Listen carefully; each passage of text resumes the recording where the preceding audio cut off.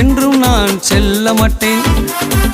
கிறிஸ்துவுக்குள் மிகவும் பிரியமான என் சொந்த பந்தங்களே, உங்களுடைய நேரங்களில் சந்திப்பதற்கு மிக்க மகிழ்ச்சி. அருணாதர் இயேசுசாமி, நீங்கள் போகக்கூடிய உங்கள் திருச்சபைக்கு மிகவும் உண்மையும் உத்தமமாக நடந்து கொள்ளுங்கள். சபைக்குள் நிறைய போராட்டங்கள் வரலாம். நம்முடைய ஊழியங்களுக்கு இடையூறான காரியங்களும் காணப்படலாம். சக விசுவாசிகள் மூலமாக நமக்கு பிரச்சனைகள் ஏற்படலாம். ஆனால் எல்லாமே நாம் அறிந்துதான் கிறிஸ்துவை பின்பற்றி கொண்டிருக்கிறோம் என்பதை தெய்வ பிள்ளைகள் நன்றாக தெரியும். மனிதனை பார்த்து ஒருவரும் திருச்சபைக்கு வரவில்லை. சபைக்குள் தெய்வ ஆவியானவர் உலாவுகிறார். ஆவியானவர் நம்மை நிரப்புவார். பரிசுத்த தேவன் சபையில் எழுந்தருள்வார் என்கின்ற நம்பிக்கை உடையவர்களாக நீங்கள் இருக்கிறபடினால் கர்த்தர் உங்கள் யாவரையும் ஆசீர்வதிப்பாராக.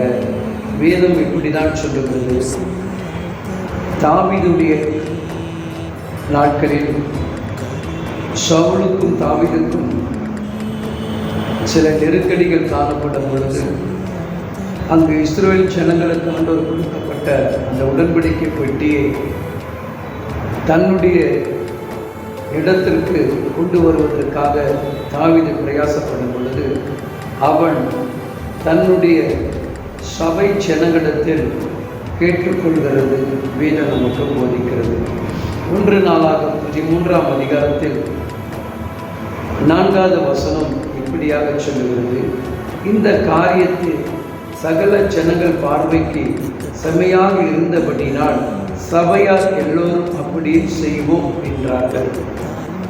அப்போ ஒரு ஊழியங்கள் சபைக்குள் ஒரு ஊழியக்கார் சொல்லும் பொழுது இந்த ஊழியங்களில் செய்யலாம் அப்படின்னும் போது சபை மக்கள் அதை ஏற்றுக்கொண்டு அந்த ஊழியத்திற்காக தன்னை அர்ப்பணிக்கும் போது தான் நம்ம நடத்தக்கூடிய கூட்டங்களிலோ இல்லை நடத்தக்கூடிய சபைக்குள்ளேயோ ஒரு பெரிய அற்புதத்தையும் எதிர்பார்க்க முடியும். இப்போ நாங்கள் ஒவ்வொரு வருடமும் ஜனவரியில் கன்வென்ஷன் கூட்டம் வைக்கிறோம் மரகத மாளிகையில். இந்த தடவை அதே போல் 4 நாட்கள் 11, 12, 13, 14 4 நாட்கள் கூட்டம் வைக்கிறோம்.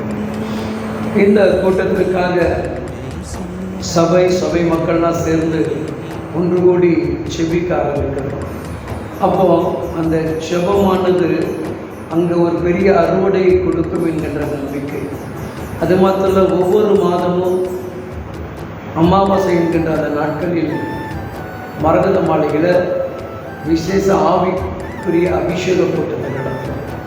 இந்த அமாவாசை என்பது பேர் உலக மனிதர்களுக்காக நாள். நமக்கு அந்த நாள் ஒரு விசேஷ அபிஷேகத்தினாலும் அநேக கட்டுண்டர்கள் வருகிறாங்க, அநேக பரிவனத்தில் வராங்க.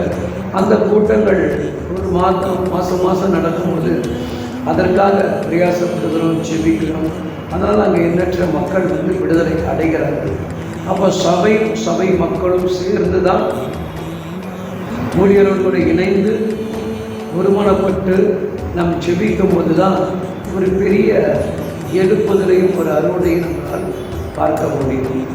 அதனால் உங்களுக்கு கொடுக்கப்பட்ட சபை, உங்களுக்கு கொடுக்கப்பட்ட ஊழியர், அவர்களோடு கூட இணைந்து நீங்கள் என்ன பண்ணுங்கள், ஜெபிக்க. போராட்டம் இருக்கும்.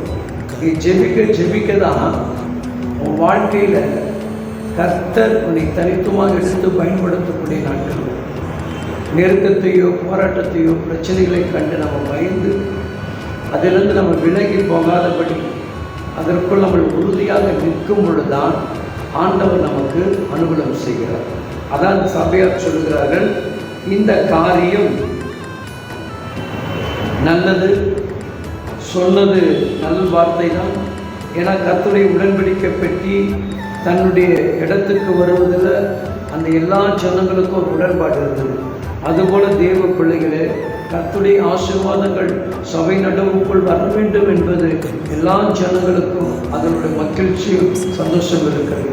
அதனால் சொல்லுகிறேன், ஒவ்வொரு நாளும் எங்கள் சபையோடும் சபை ஊழியரோடு கூட இணைந்து செபிக்க ஒரு பெரிய எழுப்புதலை நாம் கொண்டு வர முடியும். கண்களை மூடி செபிப்போமா? மகா பரிசுத்தமுள்ள எங்கள் தகப்பனே, ஒவ்வொரு சபைக்குள்ளும் ஒரு மாபெரும் எழுப்புதல் காணத்தக்க ஊழியரும் சபை மக்களும் சேர்ந்து இணைந்து அந்தந்த பகுதியில் ஒவ்வொரு கூட்டங்கள் நடத்தி அதன் மூலமாக அறுவடை செய்யக்கூடிய ஆண்டவரே ஜனங்களாக எங்களை மாற்றுங்க. அந்தபடி கிருபையாக எங்களை நடத்துங்க. நாங்கள் சபையோடு இணைந்து பெரிய காரியத்தை செய்வதற்கு எங்களுக்கு அனுகூலம் செய்ய ஜெபிக்கிற பிள்ளைகளுக்கு அப்படியே செய்கிறார்கள். ஆமென்.